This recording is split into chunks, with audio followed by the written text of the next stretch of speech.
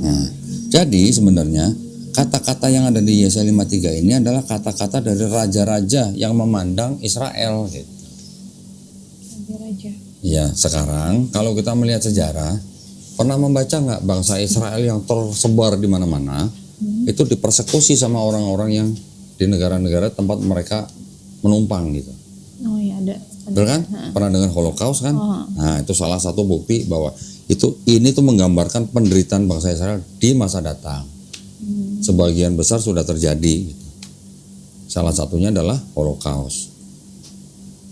Ini saya bukan berasumsi, saya membacakan doang nih di sini yang dimaksud hamba Tuhan itu adalah the people of Israel. Tapi misionaris bilang ini lagi menggambarkan Yesus yang disalib seperti ini gitu. Iya, mungkin karena lebih kata-kata dianya itu ya, Pak. Iya. Merujuk ke satu orang. Nanti ada lagi. Sekarang kita buka di Mazmur 22. Pendeta juga sempat khotbah sih yang dia bilang, iya tidak pasti. tampan. Kalau Kristen pasti khotbahnya begitu. Iya tidak tampan. Kenapa kok? Yang mana? Mazmur 22.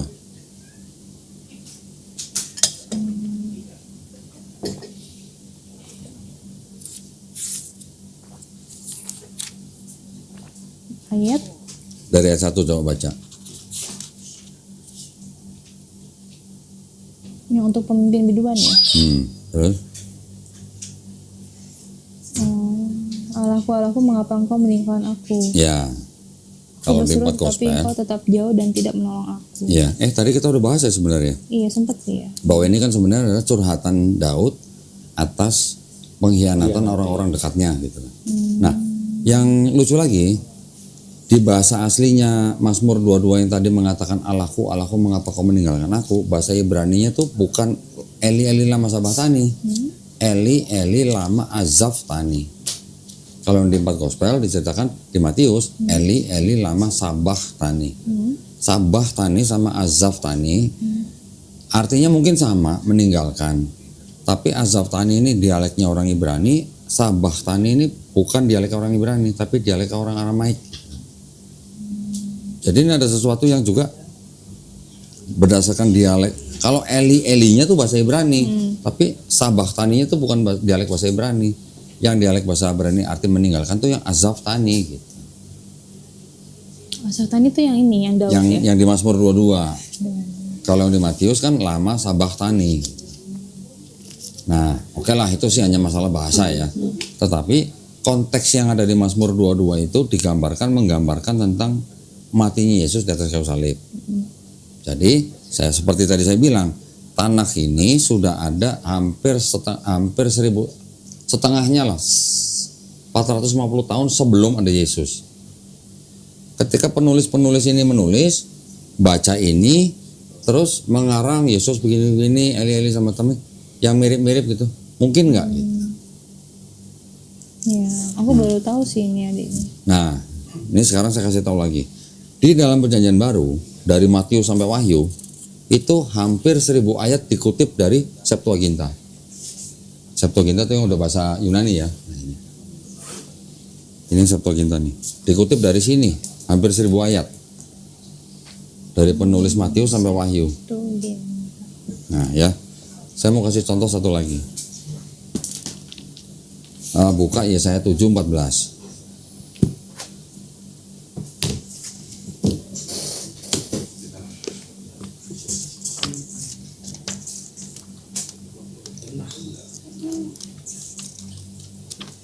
Makanya tadi saya bilang, kadang-kadang terjemahan bahasa Indonesia juga benar, bahasa Indonesia. Yang Inggris juga ngaco, ada juga. Sebab itu Tuhan sendiri akan memberikan kepadamu suatu pertanda. Ya. Sesungguhnya seorang perempuan muda mengandung dan akan melahirkan seorang anak laki-laki. Oke. Dan ia akan menamakan dia Immanuel. Oke. Di situ orang Kristen sering berbicara bahwa Yesus sudah dinubuatkan di Perjanjian Lama. Karena ada ayat Yesaya 7:14 bahwa dia akan disebut Immanuel, ya kan? Sekarang baca Matius 1 ayat 23.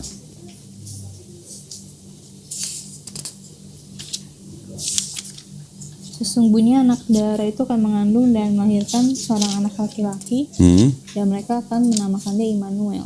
Oke, berarti di situ Yesus akan disebut kasih nama Immanuel kan? Iya. Pernah nggak baca di 4 gospel orang-orang menyebut Yesus atau memanggil Yesus dengan sebutan Immanuel? Pernah nggak? Kayaknya enggak sih Pak. Hah? Enggak. Nggak pernah? Enggak. Kenapa? Kenapa yang di Matius 1 ayat 23 bahwa Yesus dinamai Immanuel? Tapi kenapa orang-orang tidak ada yang manggil dia Immanuel? Aku pernah mikir ini sih pas lagi dengar lagu Natal. Immanuel sebenarnya apa? Immanuel itu sebenarnya hanya sebuah ungkapan Tuhan beserta kita. Artinya itu sebenarnya. Tapi dijadikan nama gitu. Ya. Kalau mau dijadikan nama, kita tanya kapan orang-orang pernah manggil Yesus Immanuel? Nggak pernah ada kan? Iya. Yang terjadi adalah penulis Matius itu mengutip dari Yesaya 7:14. Immanuel, Tuhan bersama kita ya. Iya. Di situ di Yesaya 7:14, kalau yang bahasa Indonesia tolong dibacain, seorang perempuan muda atau seorang apa? Perempuan muda. Yang di Matius 1 2 3 seorang Anak darah. anak darah. Anak darah sama perempuan muda sama atau beda? Kesannya sama ya. Masa sih? Eh, Emang kalau perempuan muda pasti anak darah? iya belum tentu. Iya itu juga Belum beda. tentu. Udah beda. Iya. Nah, sekarang bahasanya bahasa Inggris. Ini bahasa Inggris nih. Inggris. Yesaya 7. Nah ini 14 nih. Therefore the Lord himself will give you a sign. Behold, the virgin shall conceive and bear a son and shall call his name Immanuel. Apa? Virgin sama perempuan muda sama nggak? Beda. Beda. Kenapa yang di Yesaya 7:14 yang Inggris virgin, yang bahasa Indonesia perempuan muda? Kenapa? Karena yang bahasa Inggris menerjemahkan secara literal dari sini. Septuaginta nih ya. Diambil dari kata ini, parthenos nih. Terjemahnya virgin. Sama kan? Ini. Mana ayat 7-nya? Therefore the Lord himself shall give you a sign. Behold, a virgin shall conceive in the womb and shall bring forth a son, and thou shalt call his name Immanuel. Betul kan? Ini diambil dari kata ini, parthenos. Oke. Kata parthenos ini diterjemahkan oleh orang Kristen menjadi virgin. Maka itu di Matius 1:23 disebut anak darah. Sekarang bahasa Inggrisnya Matius 23. Matius 1 ayat 23 bahasa Inggrisnya apa? Anak darah atau virgin? Sama kan? Maksudnya virgin atau young woman? Virgin. Virgin. Berarti sama kan sama Yesaya 7:14 kan? Sekarang saya tunjukkan nih.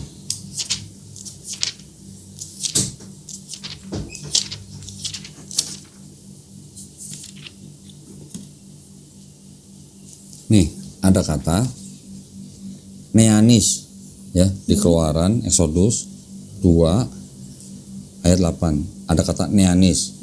Diterjemahkan menjadi the young woman. Oke.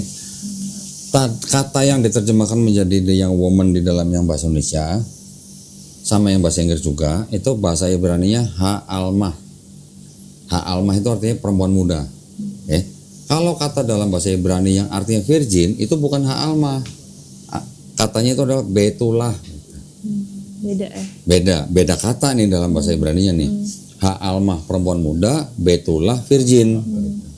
Beda kata. Mereka punya perbendaharaan kata sendiri yang bisa membedakan antara perempuan muda dan perawan gitu. Tapi tadi yang terjadi adalah yang bahasa Indonesia menerjemahkan menjadi perempuan muda, yang bahasa Inggris menerjemahkan menjadi virgin. Sedangkan yang di dalam Septuaginta yang tadi kata ha'almah diterjemahkan menjadi parthenos. Parthenos itu artinya virgin. Tapi kalau untuk virgin sebenarnya bukan ha'almah tapi harusnya betullah gitu. Nah, kata yang sama di sini ini juga ha'almah. Yang di sini orang Kristen terjemahkan young woman, tapi yang di Yesaya 7:14 diterjemahkan menjadi virgin. Itu yang terjadi. Kenapa? Karena penulis Matius di pasal 1 ayat 23 menulisnya virgin. Makanya yang ini mengikuti Matius, bukan Matius mengikuti ini gitu. Berarti ini mengikuti Penulis Perjanjian Baru kan melihat ini sebenarnya. Oke. Yang mereka baca di sini Parthenos. Penerjemahnya sudah diganti. Gitu. Harusnya Neanis, tapi diterjemahkan menjadi Parthenos. Parthenos itu virgin artinya. Tapi kata virgin itu kalau dari bahasa Ibrani sebenarnya bukan Ha'alma, tapi harusnya Betula. Tulisan aslinya Ha'alma, harusnya diterjemahkan menjadi Neanis, bukan Parthenos. Tapi orang Kristen menerjemahkannya ke sini menjadi Parthenos. Tapi kok kalau misalnya ini nggak mengacu ke Yesus nih? Ya. Kalau nggak mengacu ke Yesus, tapi siapa lagi yang virgin tapi punya anak gitu kan? Nah, gini. Sebentar saya cariin dulu tadi yang Parthenos. Kalau di Yahudi tidak mengenal konsep kelahiran dari perawan. Tidak ada. Ya. Yang mengakui Yesus lahir dari perawan kan malah Kristen dan Islam. Islam juga mengakui Isa Al-Masih lahir dari perawan suci Maryam gitu. Tapi di Islam kita memandangnya kelahiran Isa Al-Masih dari perawan suci Maryam itu bukan sebagai dewa, bukan sebagai Tuhan, tapi itu adalah kekuasaan Allah Subhanahu wa taala yang bisa menciptakan Nabi Isa tanpa ayah hanya dengan kun fayakun. Kun fayakun itu be and it be gitu. Ya, beda dengan Kristen. Kristen memandang Yesus lahir dari perawan suci Maria tanpa ayah, dianggapnya itu adalah Tuhan. Karena apa? Sebelum-sebelumnya sudah ada tokoh-tokoh yang tadi dilihat, Mitra, Horus, ya, Krishna gitu-gitu. Kelahiran dari perawan suci. Nah, Yahudi tidak mengenal yang namanya kelahiran dari perawan suci. Makanya yang sebenarnya penerjemahan yang benar adalah young woman, bukan virgin. Ya, gitu ya. Menurut Ibrani. Menurut Yahudi, ya. Yahudi. Menurut mana? Ini, menurut ini. Ibrani harus. Nah, sekarang kita lihat di sini makanya terjemahan yang benar apa menurut mereka gitu. Kasih yang woman. Yang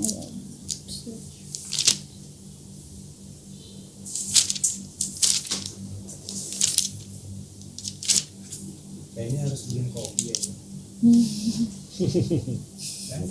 Nih, agak tadi sempat kepikiran sih. Kepikiran ngopi. Iya. nih 14. Ri, bikinin dong, Ri, lu gimana sih lu? Ya sama kayak bikin aja.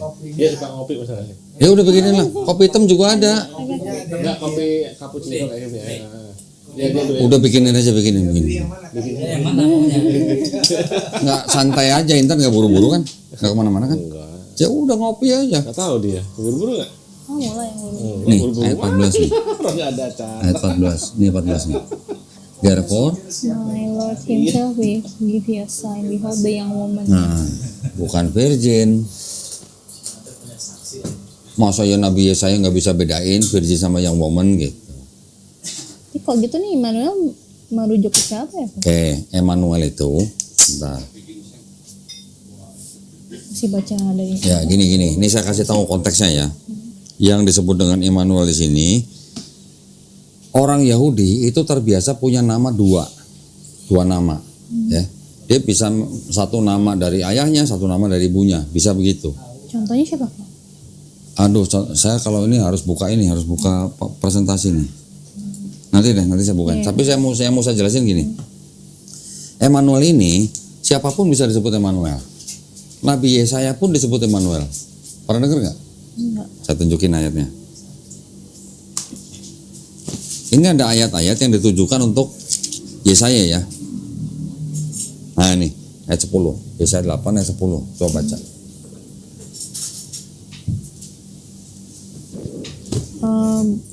Buatlah rancangan tetapi akan gagal juga. Ambillah keputusan tetapi tidak terlaksana juga. Sebab Allah menyertai kami. Sebab Allah, Menyertai kami. coba cek yang bahasa Inggris. Yesaya 8 Yesaya 8 ayat 10. God with us atau Immanuel? Take counsel together, but it will come to nothing. Speak the word, but it will not stand. For God is with us. For God with us. Gak ada Immanuel di sini. Oh ini nih. 8 ayat 8 sorry. Ada Immanuel kan? He will pass through Judah. Oh, sorry, yang ini He will overflow and pass over. He will reach up to the neck, and the stretching out of his wings will fill the breadth of your land, O Immanuel. Oke, Immanuel atau yang di dalam bahasa Indonesia Allah menyertaimu gitu kan. Itu kan sama artinya. Immanuel itu kan memang Allah beserta kita gitu. Sekarang kalau kita lihat teks aslinya, kita buka nih ya, Yesaya 8:10.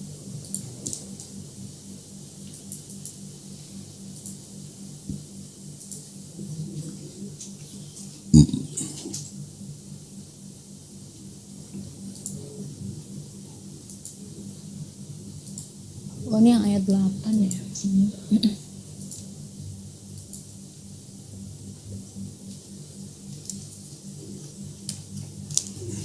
Tolong dicek.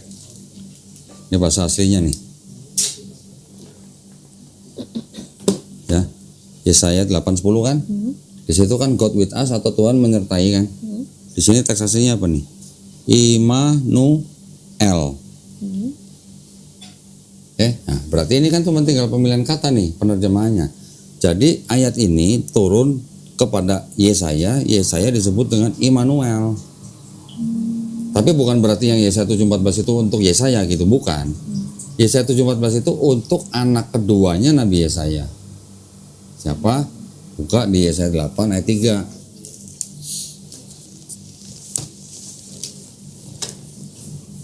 Kemudian aku menghampiri istriku, ia mengandung dan melahirkan seorang anak laki-laki. Gila ya, baru dihampiri aja udah mengandung ya. Iya, halus banget kata-kata. Iya. Jadi disebut siapa? Lalu berfirman Tuhan kepadaku, namailah dia Maher Shalal Hashbaz. Hasbaz. Nah itu.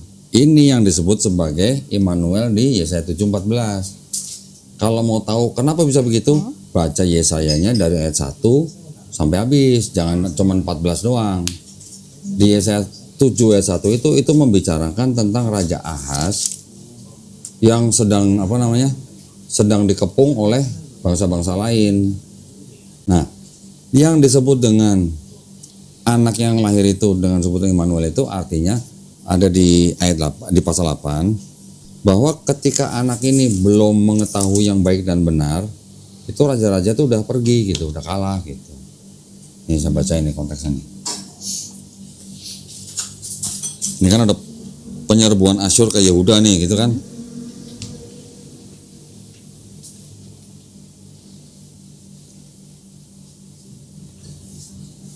Bentar. Nih kita lihat dulu yang di 7 nih, Yesaya dan Raja Ahaz. Ini lagi ngomongin Yesaya dan Raja Ahaz kan. Gimana ceritanya bisa tahu-tahu ke Yesus gitu. Bentar ya, saya tunjukin nih.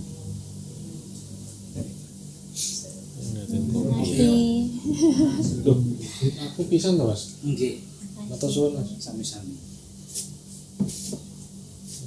Aku mana, Mas?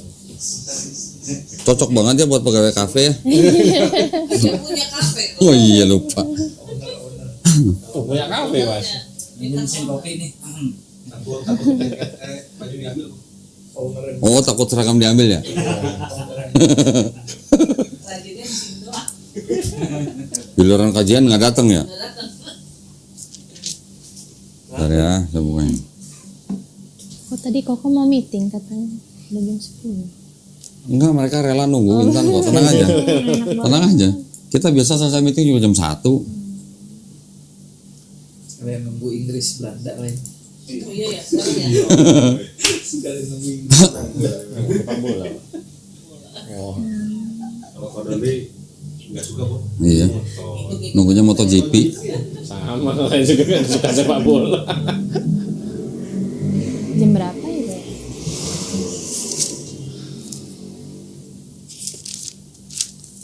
Ayat 15 nih ternyata. Nah ini. Berarti ini.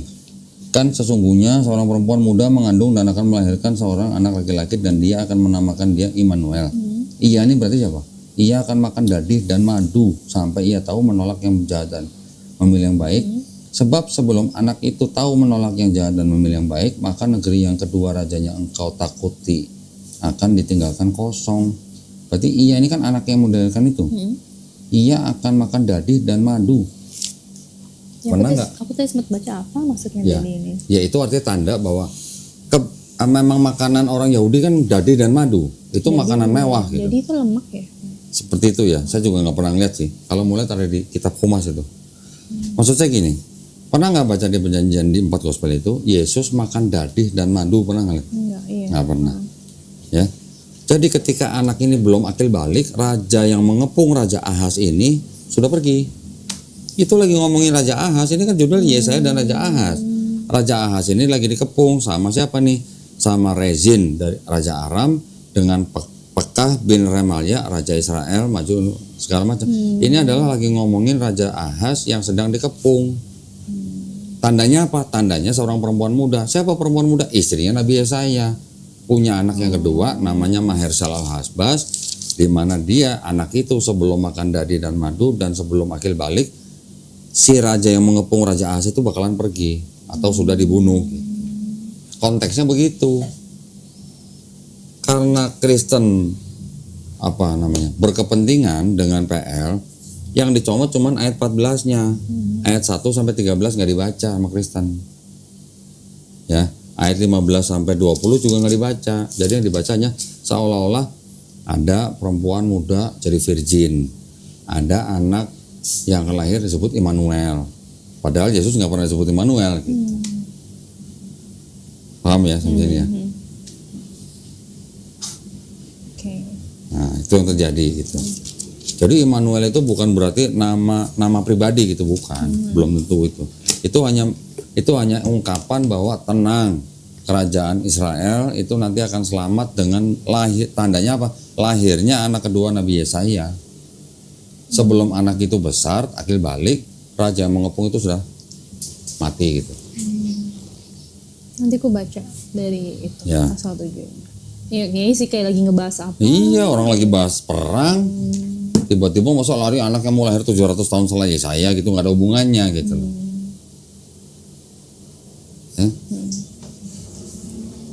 Cukup make sense nggak penjelasan saya? Iya, itu aku ya.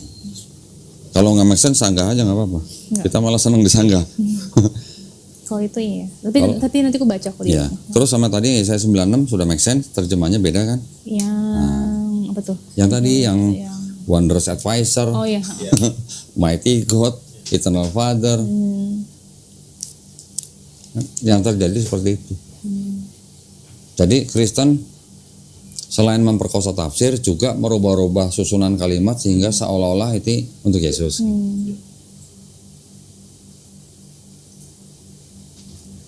Ya? Silakan kalau ini. Yesus sholat nggak? Kasih Oh, iya, lihat. aku pernah dengar sih. Sholatnya gimana? Sujud kan? Sambil buka deh, sambil buka Bible. Ya, kasih. Matius 26:39.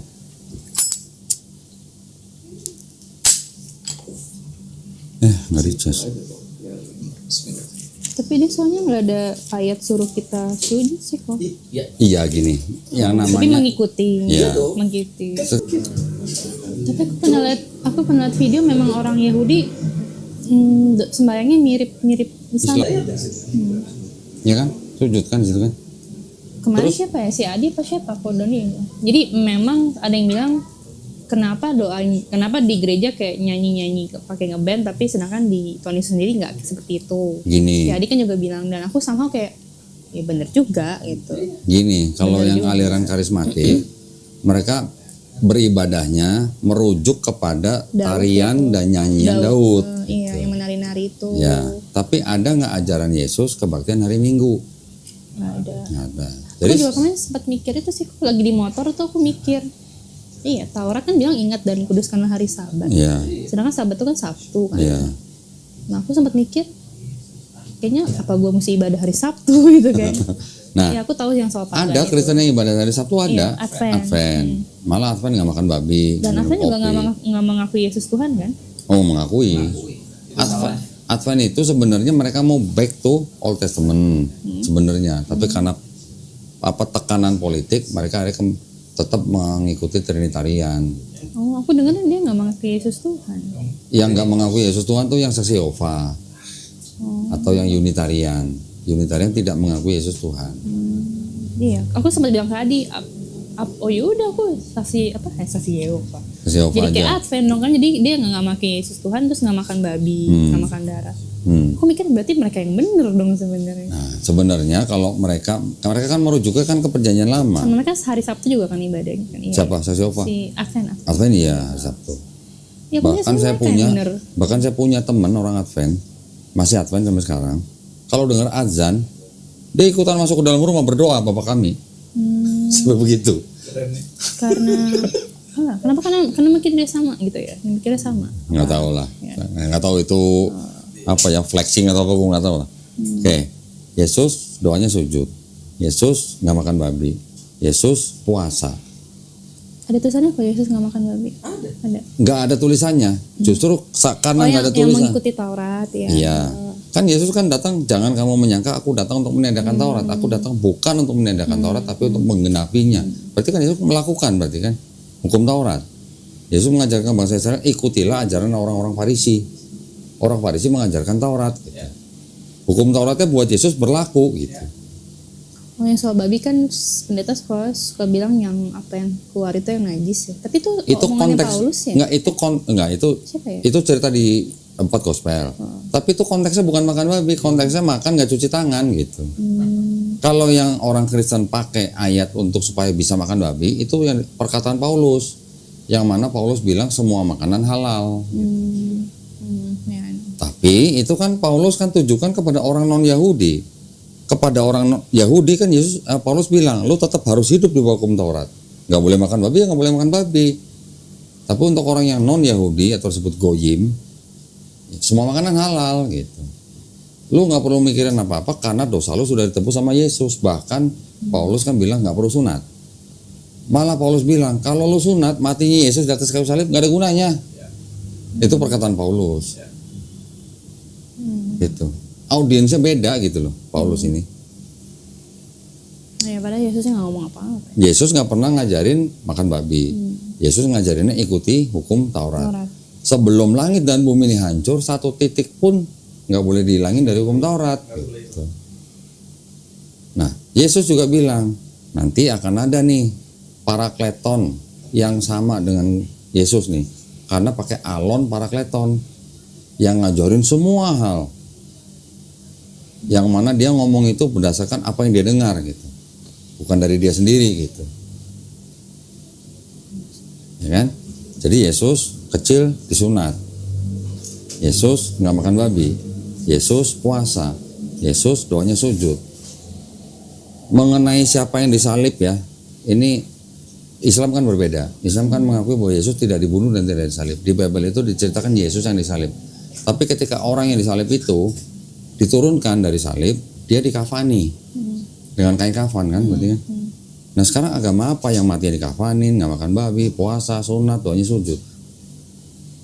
Agama apa? Nggak tahu juga, mungkin orang Yahudi memang begitu kan. Tradisinya begitu. Iya, oke, tradisi. Bahkan ada lagi yang lain. Bahkan mereka mau masuk bait suci aja wudu. Udah gitu juga mereka mandi besar. Dengan cara apa? Baptis. Istilahnya baptis, mereka mencelupkan seluruh badan ke dalam air.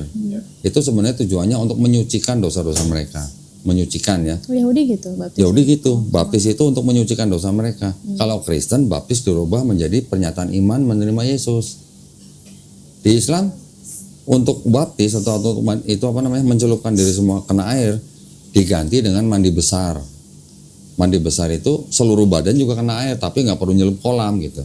Karena mungkin di Saudi jarang air, susah air gitu. Iya. Ya, itu dipermudah gitu lah istilahnya.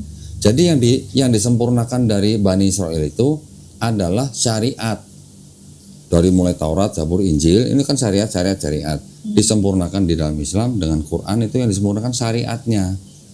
Gitu. Bukan akidahnya. Kalau akidah itu kan teologi, syariat itu hukumnya gitu.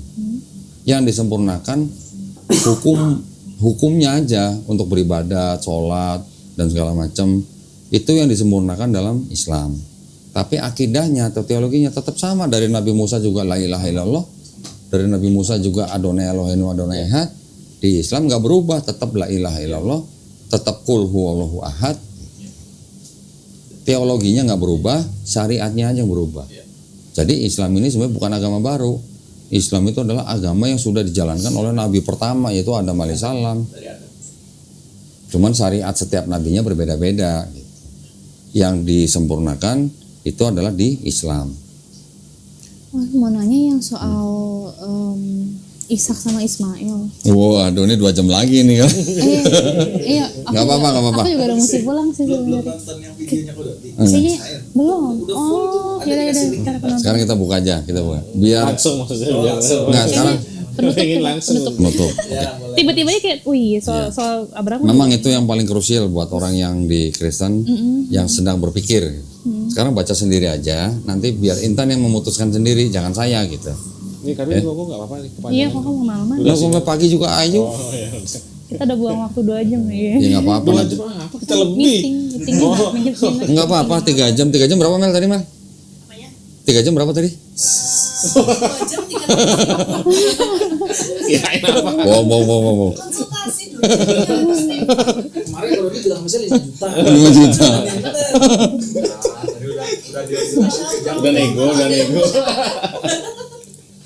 Enggak kan term and condition ya, Mel ya? Gimana? Term and condition. Manajer masuk ngortingnya banyak banget diskon. Oke, sekarang baca di Kejadian 21 dulu deh. Kejadian 21.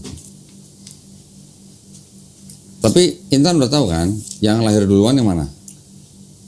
Ishak. Hah? Yakin? Wait. Ibrahim dulu pasti lahir. Ya bapaknya. Iyalah. Ismail. Karena si siapa istrinya Ishak nggak sabar kan, jadi suruh. Nah ini kalau yang aku mau nanya, Ya. maaf banget. Agar. Hagar. Nah, Hagar itu Apa kalau tuh? kata Adi di Islam kan istri kesekian, nah istri muda ya. Dua. istri kedua, Nah, aku juga baru tahu, soalnya aku selama ini dengar dia pembantu. budak. Budak. Bukan membantu, hamba malah. Budak gitu. Gile. Malah ada pendeta yang bilang gundik. Gile. Gundik. Bahasa Jawa itu gundik. Ada yang bilang anak raja. Apa? Anak apa? Raja. Dia memang Hajar itu aslinya princess. Udah jangan katanya, nih lihat kitab aja. Iya kita pasti dengan katanya. Ini kitabnya orang Yahudi nih. Jangan gitu kok. Masa sih? Ini kitabnya orang Yahudi nih. Oh iya, kalau di sini mah hambanya.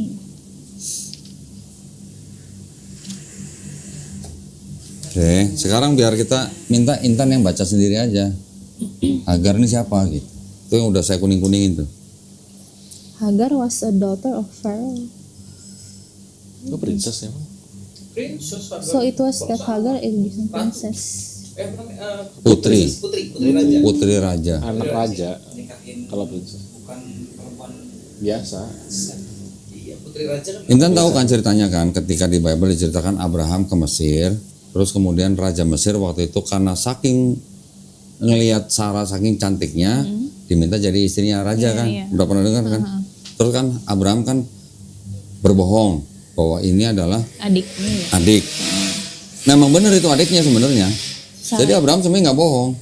Sarah itu adiknya, tapi dari lain ibu. Satu bapak lain ibu gitu. Itu yang menjadi istri Abraham, Sarah itu. Iya Sarah. Oke. Tahu dari mana tuh kok info kayak gitu tuh? Kan ada di Bible-nya ada. Bible, oh. Ada di Bible sebentar nih. Ibrahim incest. Nih dari Kejadian 12 nih. Kejadian 12 ayat 1 sampai habis. Ini cerita tentang apa namanya?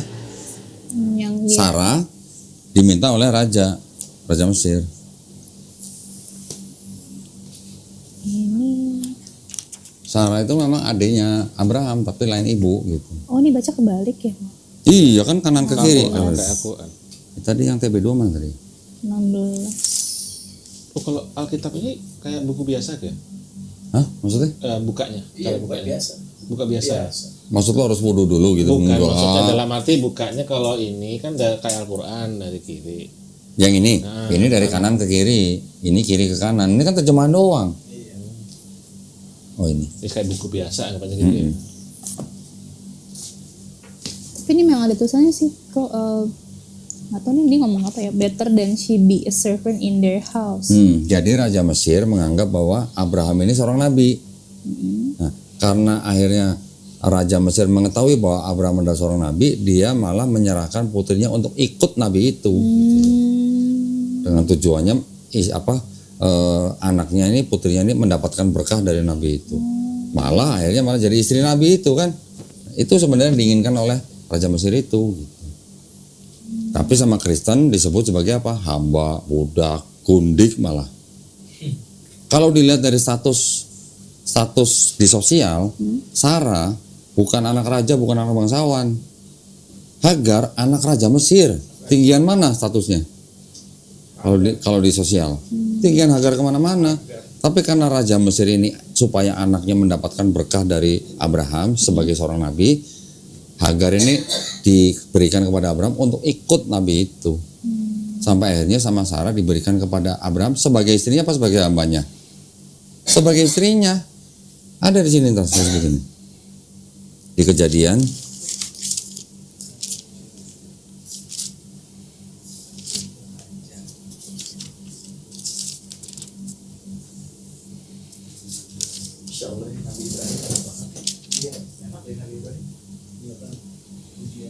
Ujian atau juga. Kalau coach mau begitu juga harus ada bapak dari semua nabi. Kalau master mau begitu juga wah jangan tanya. Tidak kuat apa? Iya, saya ada 3.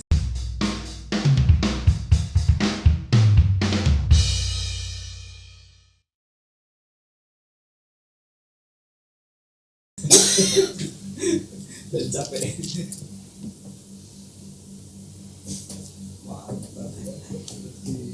nih, Kejadian 16 ayat 1 sampai berapa ya? Sampai 3 lah.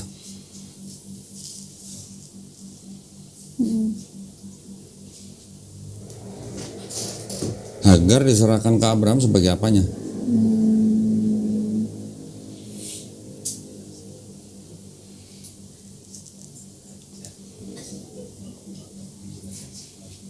Masih hamba sih kan. Coba ayat 3-nya. Jadi Sarah istri Abraham itu mengambil Hagar hambanya orang Mesir itu, yakni ketika Abraham setelah 10 tahun tinggal di tanah Kanaan. Lalu memberikannya kepada Abraham suami untuk menjadi istrinya. Nah, untuk menjadi istrinya, bukan untuk menjadi hambanya, bukan untuk menjadi gundiknya. Tadinya hamba, tapi Iya, ya hambanya istilahnya, Sarah. berarti mereka ya istilahnya ya ART-nya Sarah lah gitu. ya nikah dulu lah istilahnya baru punya Ismail sih. Iya. Jadi Sarah memberikan ART-nya kepada suaminya untuk menjadi istrinya. Jadi Hagar terhadap Abraham itu sebagai istrinya, bukan sebagai hambanya, bukan sebagai gundiknya gitu. Jadi kalau ada pendeta yang bilang Hagar berzina dengan Abraham, itu ada yang ngomong begitu. Ada yang ngomong begitu. Ada dijelasin. Ada pendeta yang ngomong begitu. Ini gue sebutin aja, pendeta Gilbert lumayan dong yang ngomong. Yang kemarin itu. Iya. Iya, Jadi seolah-olah kayak gitu. Ismail itu anak haram gitu. Nah, iya. Nah, Kok bisa gitu? Ada tertulis ini nih. Aku akan memberkati orang-orang yang memberkati. Itu mah Kejadian 12:3, nggak ada hubungannya. Kita yang memberkati. Kan? Iya, nggak ada hubungan sama ini. Gilbert segitu dengkinya ya. Segitu dengkinya sama Islam Gilbert. Parah. Ya, sampai situ udah jelas ya. Terus kan yang lahir duluan Ismail. Ismail lahir ketika Abraham berusia 86 tahun. Ada ayatnya. Ishak lahir ketika Abraham berusia 100 tahun. Berarti jaraknya Ya, 14 tahun kan. Nah, sekarang baca di Kejadian 21 dari mulai ayat 8.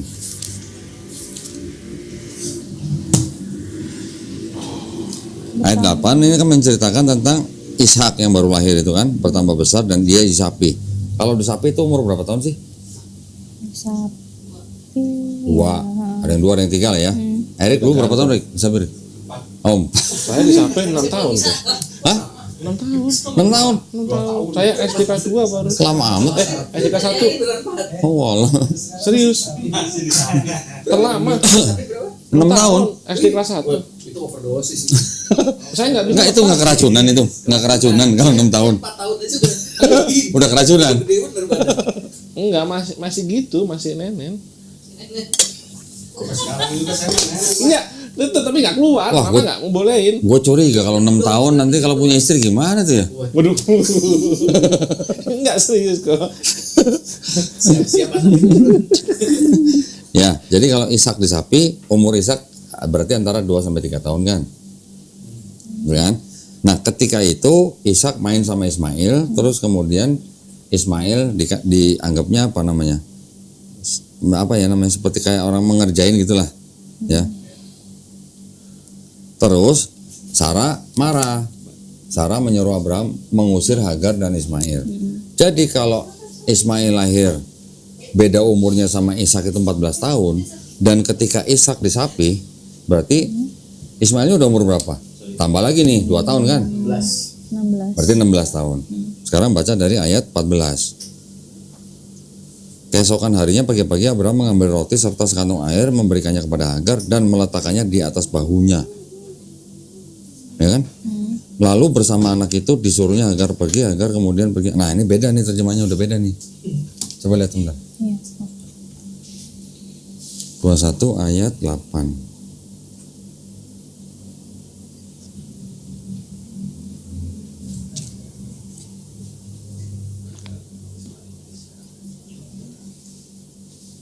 Eh, 14. Nah, ini coba baca ayat 14. Bacain agak kenceng. Keesokan harinya pagi-pagi Abraham mengambil roti serta sekirbat air dan memberikannya kepada Hagar. Ia meletakkan itu beserta anaknya di atas bahu Beserta Hagar. anaknya ya? Iya. Ada kan? Beserta anaknya kan? Iya. Jadi yang ditaruh di bahu Hagar itu apa aja? Roti, Roti, sekirbat air, terus sama anaknya. anaknya. Berarti roti, sekirbat air, anaknya ditaruh di bahu Hagar. Kalau di sini ada nggak beserta anaknya? Air. Itu yang di merah-merahin tuh. Keesokan harinya pagi-pagi Abraham mengambil roti serta sekantong air, memberikannya kepada Hagar dan meletakkannya di atas bahunya. Beserta anaknya mana? Iya, nggak ada. Nggak ada. Tapi lalu bersama anak itu disuruhnya Hagar pergi. Oke lah, itu berarti kan ada sesuatu lah yang dihilangkan kan sama Elai kan. Beserta anaknya yang di TB1 ada, beserta anaknya yang di TB2 nggak ada. Oke? Sekarang terusin yang TB1 aja. Terus dari situ baca lagi. Ketika air yang dikirbat itu habis, Enggak, kamu 14-nya. sorry. Ia meletakkan itu beserta anaknya di atas bahu Hagar. Kemudian disuruhnyalah perempuan itu pergi. Maka pergilah Hagar dan mengembara di padang gurun Beersheba. Nah, catat dulu ya. Hagar dan Ismail mengembara di padang gurun Beersheba. Terus Ketika air yang dikirbat itu habis, dibuangnyalah anak itu ke bawah semak-semak. Dan ia duduk agak jauh, kira-kira sepemanah jauhnya. Sebab katanya tidak tahan aku melihat anak itu mati. Sedang Terus? ia duduk di situ menangislah ia dengan suara nyaring. Allah mendengar suara anak itu, lalu malaikat Allah berseru dari langit kepada Hagar. Katanya kepadanya, apakah yang kau susahkan Hagar? Janganlah takut, sebab Allah telah mendengar suara anak itu dari tempat ia berbaring. Bangunlah, angkatlah anak itu dan bimbinglah dia. Sebab aku akan membuat dia menjadi bangsa yang besar. Lalu Allah membuka mata Hagar, sehingga ia melihat sebuah sumur. Ia pergi mengisi kirbatnya dengan air. Kemudian diberinya anak itu minum. Allah menyertai anak itu sehingga ia bertambah besar. Ia menetap di padang gurun dan menjadi seorang pemanah. Maka tinggallah ia di padang gurun Paran. Dan ibunya mengambil seorang istri baginya dari tanah Mesir. Oke, berarti tadi ketika Abraham mengusir Hagar dan Ismail pergi, Hagar dan Ismail pernah mengembara di mana? Beersheba. Beersheba. Setelah ia bertambah besar, baru ia tinggal di mana? Paran. Paran. Oke, terus habis itu perikop berikutnya menceritakan tentang perjanjian Abraham dengan Abimelek kan. Ini nggak usah dibaca semua, tapi di belakang-belakang kita ada baca begini nih. Ayat 33 coba baca. Lalu Abraham menanam sebatang pohon tamariska di Beersheba. Di mana? Beersheba. Tadi yang tinggal di Beersheba siapa?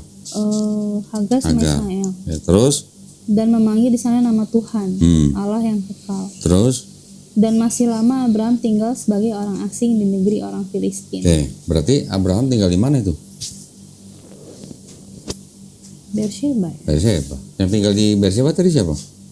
Hagar sama Ismail. Hagar. Berarti sekota gitu? Lalu Abraham. Sekota beda rumah gitu atau gimana kira-kira? Ya, berarti tadi Hagar dan Ismail pernah tinggal di Berseba. Setelah Ismail besar baru tinggal di pegunungan Paran. Abraham mengadakan perjanjian dengan Abimelek di mana? Di Berseba. Dan Abraham masih lama tinggal di negeri orang asing itu, gitu kan? Habis itu perikop berikutnya apa? Setelah semuanya itu Allah mencoba Abraham. Ia berfirman kepadanya, Abraham. Lalu sautnya, ya Tuhan. Firman-Nya, ambillah anakmu yang tunggal itu, yang engkau kasihi, yakni Ishak. Nah, oke. Kalau kita baca itu dari ayat yang 2134, terus atau kedua-dua, Abraham tinggal di Berseba. Terus tiba-tiba ada perintah Abraham untuk menyembelih anak yang tunggal. Berarti kira-kira Abraham itu terima perintahnya tuh pas Abraham lagi di mana? Beersheba. Di Berseba. Ingat ya, tadi yang tinggal di Berseba Hagar ya, sama Ismail ya. Ini supaya nggak kebalik-balik nih. Ya. Terus kemudian Abraham diperintahkan untuk menyembelih anak yang tunggal itu, yaitu Ishak. Di situ ada tulisannya kan, yaitu Ishak gitu kan. Sekarang pertanyaan saya buat Intan gini, kalau Ismail itu anak tunggalnya siapa? Hagar kan. Hagar. Kalau Ishak anak tunggalnya Sarah, betul kan? Tapi yang pernah jadi anak tunggalnya Abraham yang mana?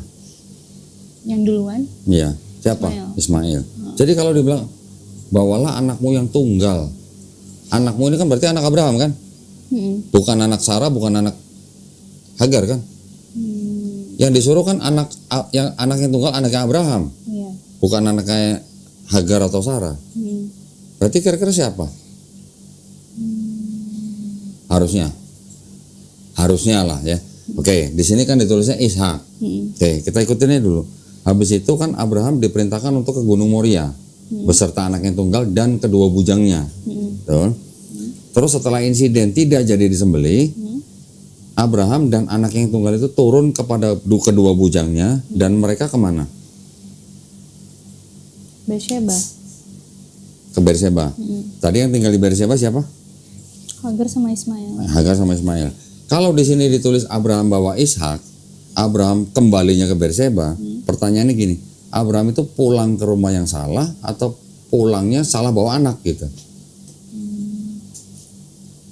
Kira-kira yang tinggal di Berseba Hagar sama Ismail.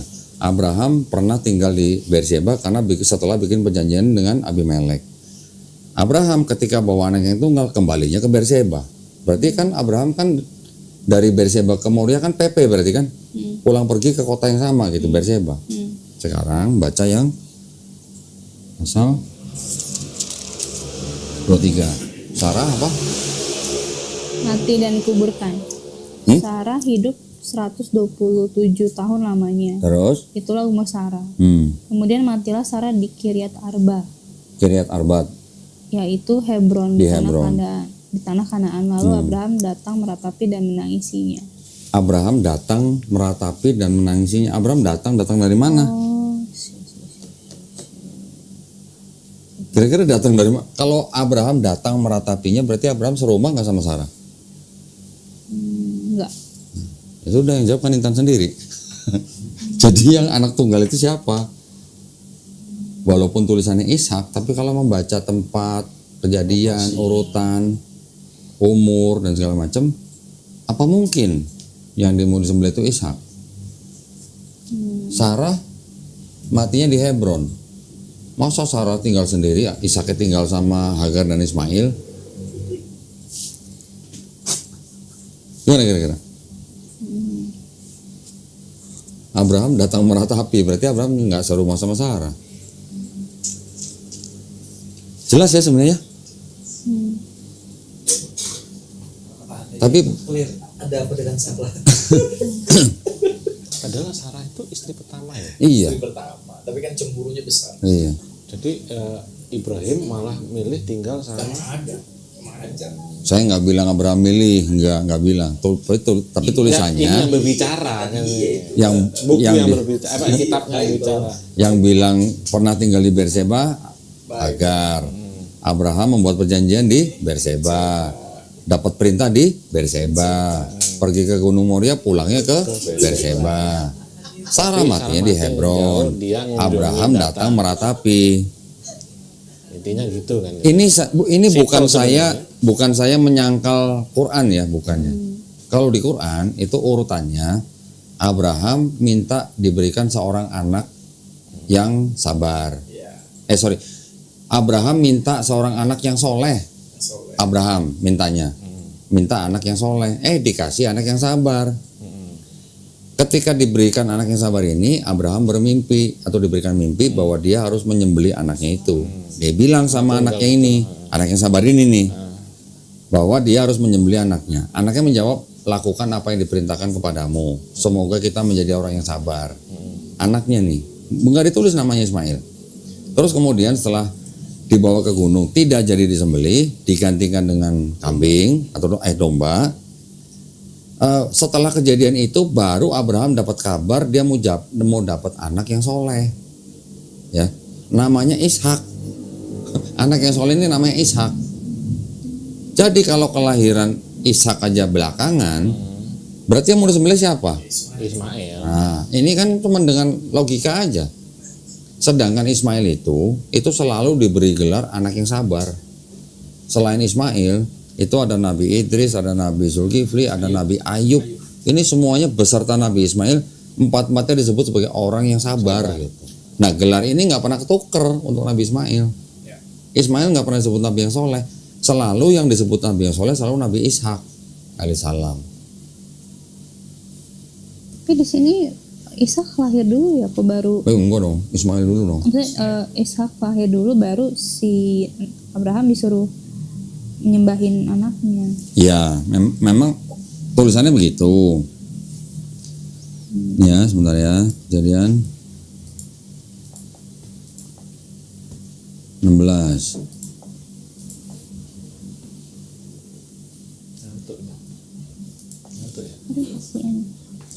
Kan ditulisnya kan ketika Ishak sudah lahir, kemudian Ishak disapi, main sama Ismail, baru Sarahnya marah gitu ngelihat Ismail godain Ishak gitu kan. Baru Sarah nyuruh Abraham untuk mengusir Hagar dan Ismail. Mereka ke Beersheba itu. Ya. Itu yang airnya itu yang kata sekarang jadi air Zam-Zam ya? Iya, itu kalau di tradisi Islam. Ya. Di situ kan juga disebut sumur. Zam-zam itu sumur. Jadi Iya. Oh, di Bible ada juga.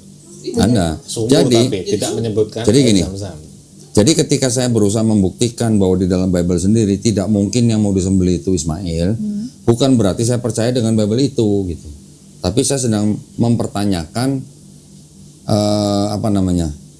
mempertanyakan logis nggak kalau yang mau disembelih Ishak gitu loh. Walaupun ditulis namanya Ishak, tetapi kalau menurut tempat urutan dan segala macam itu harusnya bukan Ishak yang disembelih. Bukan berarti saya menyangkal yang di Islam, bukan berarti saya menyangkal Quran, bukan. Yang di Quran kita punya tradisi sendiri bahwa memang tidak disebutkan namanya siapa yang mau disembelih, tapi buat orang Islam tidak penting siapa yang mau disembelih buat kita. Sama seperti siapa yang diserupakan yang disalib gitu. Buat kita nggak penting. Kalau untuk urusan Nabi Ibrahim alaihissalam, yang penting adalah Nabi Ibrahim alaihissalam itu lulus dari ujian, lulus dari tes itu gitu. Kalau siapa yang mau diserupakan, buat kita juga nggak penting mau Yudas Iskariot, mau siapapun, buat kita nggak penting. Yang penting Nabi Isa alaihissalam diselamatkan. Masalahnya di dalam Quran, walaupun nama ya anak yang mau disembelih itu tidak ditulis, tapi kejadian itu terjadi sebelum ada kabar nama Ishak, gitu. Kalau di Al-Quran gitu. Iya, di Al-Quran gitu. Itu ayatnya nggak banyak, paling hanya sekitar 10-11 ayat. Kalau di sini kan urutannya Ishak dulu, Ishak udah ada, terus baru diusir, baru ini. Kalau di Quran, Nabi Ibrahim alaihissalam minta anak yang soleh, dikasihnya anak yang sabar. Negeri orang Kristen itu apa maksudnya? Filistin itu yang di sekitar Beersheba itu. Memang di daerah Palestina, daerah agak utara itu ada bangsa Filistin. Daerah orang Filistin itu tuh yang ada jagoannya Goliat dibunuh sama Daud. Iya, yang raksasa-raksasa. Iya. Jadi kalau mempertanyakan Ismail dan Ishak bisa dibaca sendiri sebenarnya. Cuman bedanya kan kalau orang Kristen kan yang membaca sendiri, memperhatikan urutan dan macam. Nggak semua orang bisa nggak begitu. ngasih kok. Lebih kayak Ishak udah. Karena ada tulisan yaitu Ishak gitu. Tidak timbul pertanyaan-pertanyaan kritis gitu. Itu dipaksakannya dari tanah ya, Bro ya. Mm-mm. Ada kalimatnya itu Ishak itu masih dari tanah ya. Mm-mm. Sekarang saya tanya, menurut orang Kristen, Ismail itu disebut apa? Julukannya apa? Ismail. Oh. Nggak pernah dengar Ismail disebut keledai liar? Oh ya pernah. Nah, pasti pernah. Pernah. Kalau orang Kristen pasti pernah dengar. Kenapa disebut keledai liar? Karena di situ ada tulisan lagi, dia akan melawan setiap orang akan melawan dia, gitu kan? Coba baca di Kejadian 16. Kalau versi tanah yang dikorbanin Sama. Ishak. Ya sama, tulisannya juga Ishak. Kejadian 16 Ayat ke-12. Seorang laki-laki yang lakuin seperti keledai liar. Jangan nanti anak itu tangannya akan melawan tiap-tiap orang dan tangan tiap-tiap orang akan melawan dia. Dan di tempat kediamannya ia akan menentang semua saudaranya. Oke, tolong diinget-inget ya terjemahan gitu ya. Tahu pernah dengar yang namanya Torah orang Samaritan? Enggak. Nih. Jadi yang disebut dengan Torah, Kejadian sampai Ulangan, ada dua versi ternyata. Yang satu punya orang Yerusalem, yang satu punya orang Samaritan. Ini dibandingkan ada 6.000 perbedaan. Cuma 6.000, belum 10.000. Ini huruf tebel-tebel ini perbedaannya nih. Ya. Bahkan ada yang kosong malah. Nih, ini kosong. Di sini ada kata-katanya, di sini kosong. Nih, yang tebel-tebel ini semua perbedaannya. Oke? Nih kosong segini. Di sini ada, di sini kosong, segini banyak. Antara Taurat sama Samaritan. Antara Torahnya orang Yahudi Yerusalem sama Samaritan. Samaritan itu Samaria itu ya. Ya, yang di utara. Samaritan ini orang-orang yang dianggap sebagai keturunan Nabi Yusuf. Nah, Yusuf kan punya anak Manasye sama Efraim. Nah, ini keturunan ini yang menjadi orang-orang Samaritan. Ya, ini saya ada bahasa Inggris ini. Baca ya, tadi di situ Ismail disebut sebagai keledai liar ya. Ini bahasa Ibraninya, ini bahasa Inggrisnya.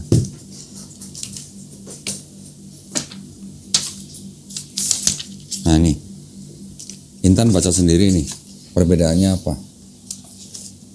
Ini sama ini, Kejadian 16-12. He will be a fertile of man. His hand will be with everyone, and everyone's hand will be with him. And he will live among all his brothers. Kira-kira tahu nggak artinya apa? Fertile itu apa? Subur. Iya. Ya, dia akan menolong orang lain juga akan menolong dia, dan dia akan tinggal bersama saudara-saudaranya. Oke, nah ini kalau yang di Bible-nya orang Kristen nih, yang ini, coba. Oh, beda banget ya. Coba baca yang itu. And he will be a wild man. His hand will be against every man, and every man's hand against him. And he shall dwell in the presence of all his. Kalau yang ini dibilang dia akan menjadi seperti keledai liar. Setiap orang menentang dia menentang setiap orang. Beda kan? Ini yang Jewish. Nah ini Genesis 16, 4-16. Sekarang baca ayat 10-nya. Yang Samaritan ya? Dua-duanya aja baca. And the angel of Shema said to her, I will greatly multiply your seed, that they will be too many to count. Kalau yang Jewishnya, and the angel of Adonai said unto her, I will multiply thy seed exceedingly, that it shall not be numbered for multitude. Sorry, yang ini sorry. Nah, coba baca bahasa Indonesianya. Yang ayat 10. 16 ayat 10. 16-10. Lalu kata malaikat Tuhan itu kepadanya, aku akan membuat sangat banyak keturunanmu sehingga tidak dapat dihitung karena banyaknya. Oke, kalau yang di ini, yang perbedaan ini, poinnya kan sebenarnya sama, ya. Perbedaannya hanya pilihan kata. Tapi kalau di bahasa Indonesia tadi terjemahnya, ia akan membuat keturunannya sangat banyak. Kalau istilahnya urusan dengan keturunan, itu yang lebih cocok itu orang yang subur atau orang yang suka perang? Subur. Nah, sudah. Itulah kenapa sampai sekarang masih banyak orang Kristen memandang orang Islam orang yang suka perang, karena dianggap keturunan Ismail gitu. Ismail di sini sebagai orang yang suka perang gitu. Iya, aku di ini seperti itu. Negara. Wajar. Di kos sama pendeta bilangnya Ismail soalnya digurun kan, dibesarin. Jadi apa? Kayak kepahitan gitu.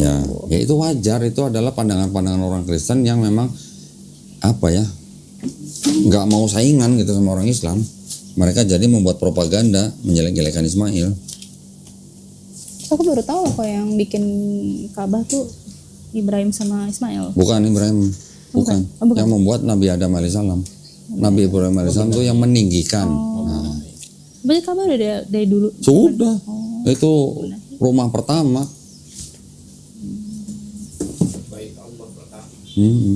Nabi Ibrahim dan Ismail hanya meninggikan, yang bikin Nabi Adam alaihissalam. Dulu tuh biasa ya kecil ya.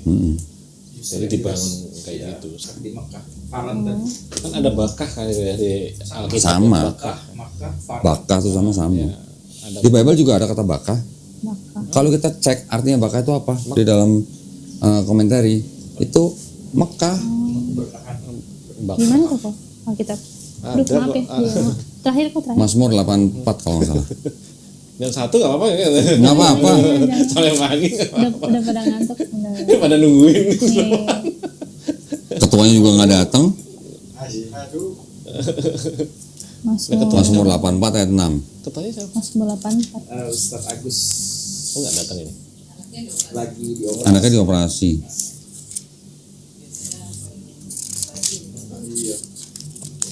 Sakit apa? Wakil ketuanya kemana? Aduh, nggak datang agak ada. Oh nggak datang.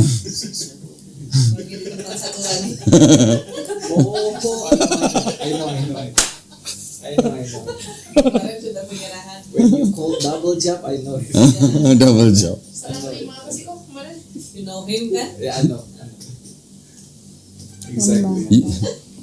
You know him so well kan? You know, yeah. Iya kan? With the Yeah, materials. Materials. The materials shop. Di Jogja sudah penyerahan. Oh, udah. Oh saya ketemu ketuanya kemarin. Oh, ikut dia ke Jogja. Enggak. Oh, Waduh. Kan menyerahkan. Oh, Nah itu pertanyaan. Kalau ke Jogja itu Dengan Oppo. berapa orang yang ikut? Semua. Saya berempat. Sebulan. Istrinya saya. Oh nggak semua. Bang. Dari wakil ketua jadi ketua.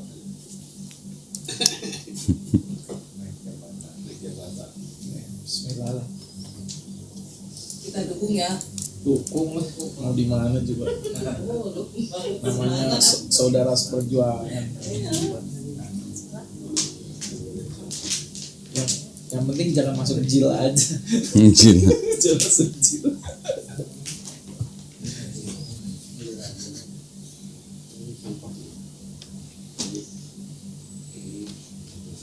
Lakuin.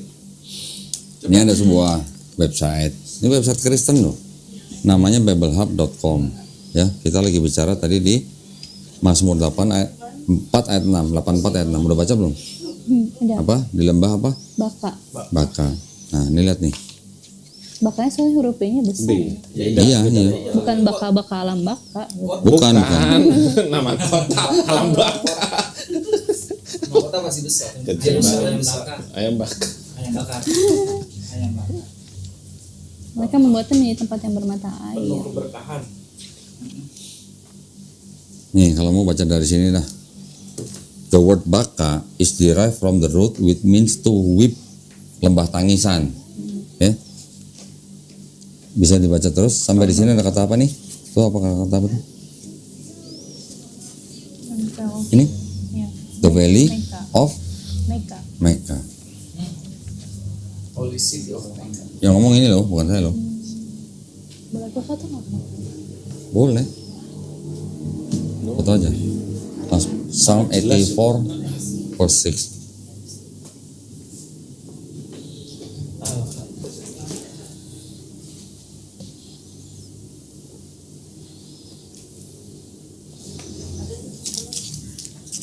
Banyak balsam trees ya.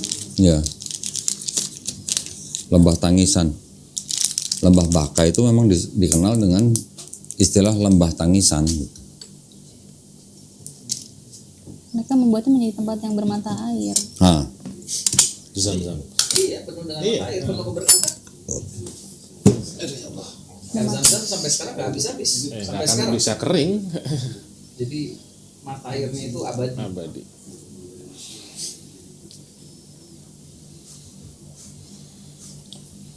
Di Bible tapi air ini kan kita belum ngomongin Islam nih. Ya kan, belum ngomongin berkahnya tanah Mekah gitu. Belum. Ini cuman baru membuktikan bahwa di dalam Bible itu masih ada benang merah ke Islam gitu. Nah, saya cuman mau menunjukkan benang merahnya di mana gitu. Hujan pada awal musim menubingi dengan berkat. Hujan awal musim? Ya itu nanti bisa Ya, dibaca begitu tafsirnya deh. lah. Ya. Ya, begitu deh. Jadi caranya begini, kalau kita membaca kitabnya orang Yahudi, kita harus baca tafsirnya orang Yahudi. Jangan kita baca kitabnya Yahudi tapi baca tafsir Kristen gitu. Ya kan?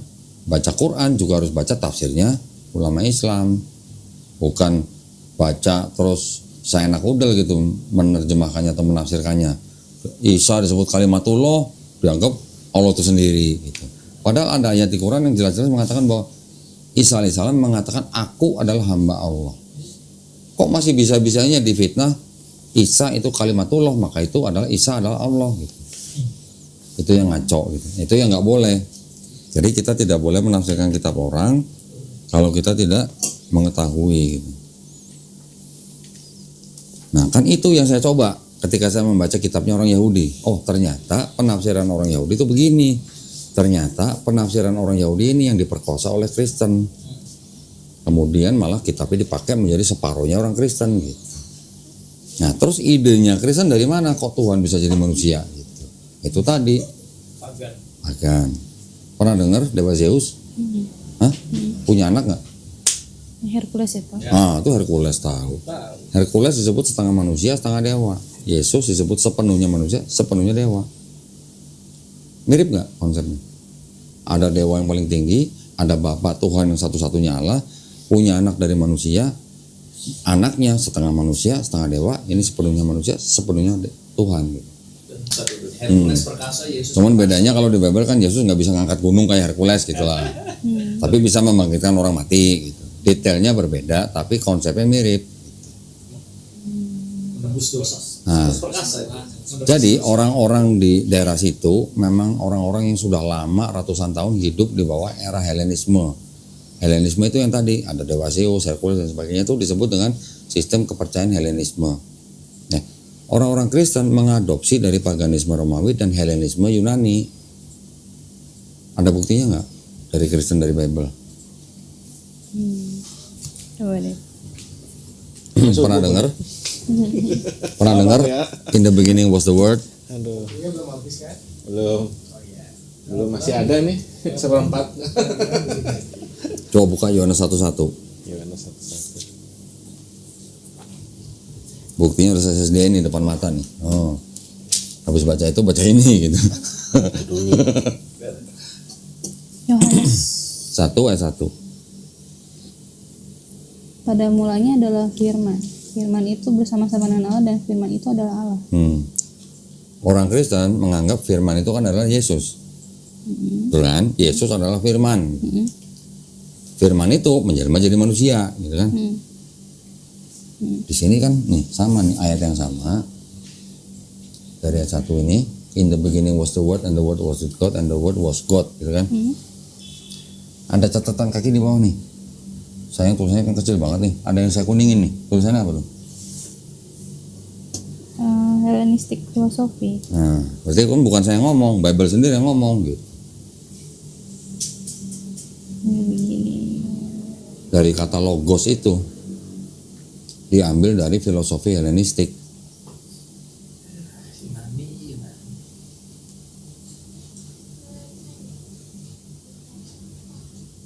Aku boleh foto apa? Boleh foto? Foto lah dari tadi. Sepuasnya gue. Foto sepuasnya. Tapi jangan difoto semua, ntar nggak pulang-pulang. Iya.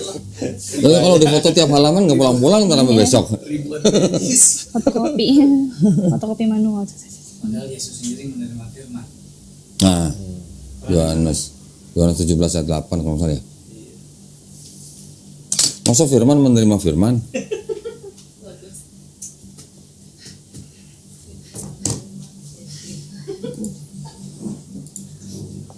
Lu jangan ketawa lu malah nggak kalian.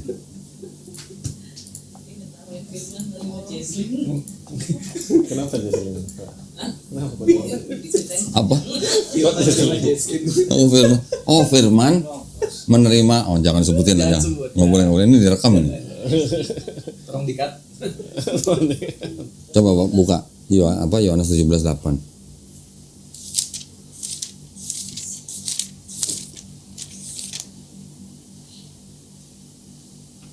Sebab segala firman yang kau sampaikan kepada aku telah aku sampaikan kepada mereka, dan mereka telah menerimanya. Mereka Jadi ada tahu. berapa firman kalau gitu? Terus mereka tahu Sebab segala firman yang kau mereka tahu benar-benar bahwa aku datang daripadamu, dan mereka percaya bahwa engkau yang telah mengutus aku. Mengutus. Jadi mereka yang disampaikan tahunya Yesus adalah utusan. Segala firman kan, jadi udah nyampe segala firmannya. Firmannya udah nyampe ke Yesus, Yesus tugasnya menyampaikan kan gitu intinya kan. Setelah Yesus ke langit, firman mana lagi yang sampai kan gitu ya. Kata siapa? Udah sampai semua. Mereka tahu bahwa aku datang. Kata siapa? Apanya? Dari penjelasan dulu. Kata Bibisono Ininya, dan mereka percaya bahwa ini. Apa? Mengutus aku. Coba Lukas 6:12 coba. Allah yang mengutus. itu jelas kok. Messenger. Our Father. Itu jelas. Tapi kadang-kadang kok ditunjukin gitu masih ada diputer-puter gitu kadang-kadang. Pada waktu itu pergilah Yesus ke bukit untuk berdoa, dan semalam-malam ia berdoa kepada Allah. Yesus salah bukan? Doa sama dirinya sendiri. Soalnya dia anaknya kok. Jadi ada dua Tuhan. Iya. Sosoknya beda. Ada 3 sosok gitu. Berarti Intan bukan Trinitarian kalau begitu. Kalau Trinitarian, Bapa bukan Yesus, Yesus bukan Roh Kudus bukan Bapa, tapi ketiganya Tuhan. Itu satu Tuhan, bukan 3 Tuhan gitu. Apa Kalau ya? Trinitarian. Aku dulu pernah dapat simpelnya sih, gimana ya? Oke, sekarang kan Yesus Tuhan. Sekarang buka Kisah Para Rasul. Kisah Rasul 5 ayat 30. Gampang kan, udah dikuningin begitu tuh. Allah nenek moyang kita telah membangkitkan Yesus yang kamu gantungkan pada kayu salib dan kamu bunuh. Yesus kan Tuhan. Hah? Itu dibangkitkan atau bangkit sendiri? Dibangkitkan. Berarti masa Tuhan nggak bisa bangkit sendiri? Karena dia manusia kok. Iya. Tapi Tuhan juga bukan? Iya, cuma beda bentuk gitu. Kayak ini deh, aku dulu pernah dapat contohnya gini. Kayak air nih. Air tuh misalnya Bapa ya. Tapi dia bisa dibukuin jadi es gitu. Tapi dia tetap air gitu. Kalau aku sih gitu. Kode kimianya sama nggak air dengan es? Sama persis nggak kode kimianya? Tapi sama-sama air gitu. Iya, sama-sama air. Tapi kode kimianya sama nggak? Beda. Beda. Sekarang buka lagi 1 Korintus 6.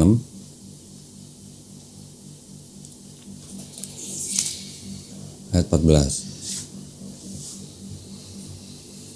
Allah yang membangkitkan Tuhan akan membangkitkan kita juga oleh kuasanya. Tadi katanya Tuhan sama Allah kan sama. Ini Allah membangkitkan Tuhan gitu. Jadi Tuhan perlu dibangkitkan gitu.